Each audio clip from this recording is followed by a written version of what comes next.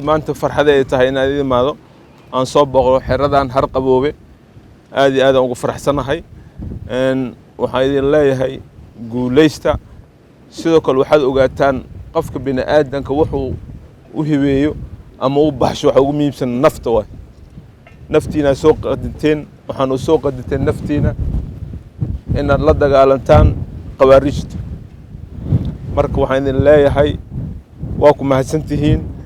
waxaan kaloo rabaa halka inaan ugu mahad celiyo macallimiintiina dugsiga har qaboobe oo hore habay u taagan inay tababar idin siiyaan iyo sida ugu dhagoonaysiin aad aan ugu faraxsanahay waxaa ogaataan intiina halka ku jirto way yartahay laba qof oo walaal meeshan ay ku jiraan waxa isugu timaadeen Soomaalinimo waxa isugu timaadeen in cadow qawaariijta aad ka sifaysaan deegaanada Galmudug sidoo kale waddanko dhan diyaar muutiin qawaariijta laga sifeeyo diyaar muutiin insha Allah balanteena waa saas aad aan ugu faraxsanahay gabdhaha iyo dhalinyarada halkan horteeda ka muuqdo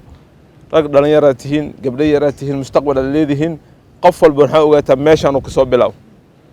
saraakiisha hadda ila socoto qaar ka mid dugsiga ay tababar ugu baxeen haddana qaar waa janan qaarna waa korneelo qaarna meel bay haystaan marka ogaada dadaalaha waa gaari doonaa waxaan la rabaa inaad dadaalka halka sii wadaan cadowgan gacan bir ku qabataan anagana ka xukuumad ahaan waxaan diyaar nilanahay wax kasta oo baahan tihiin inaan nila garab istaagno haddii Ilaahay subhanahu wa ta'ala waana idin soo booqo doona inta badan waana mahadsantiin assalaamu calaykum wa rahmatullahi wa barakaatuh aad ayaan u faraxsanahay maanta booqashadan oo noo soo booqday oo nagu yimid wasiirka amniga ee federaalka Soomaaliya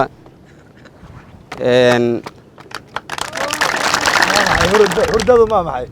mudane wasiir waxaad hor joogtaa waxa weeyaan ciidankii loo xareeyay dhibowga xero xoosh la yiraahdo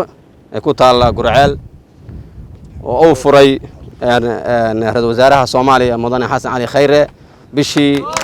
Juun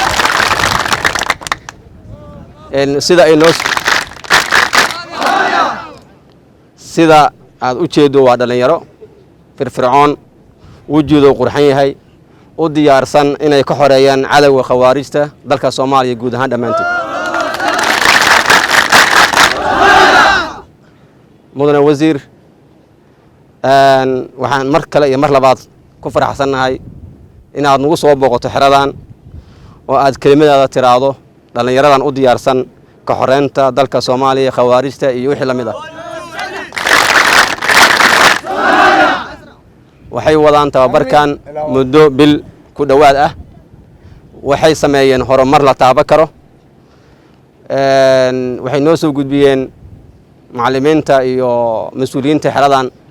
inay yihiin dad lagu faani karo 1 2 3 Soomaaliya waxaanan rajaynayaa insha Allah ta'ala in waqti dhow oo u soo xirmi doona tababarka ayna u diyaar garoobi doonaan waajibaadka ka saaran dalka Soomaaliya qaasatan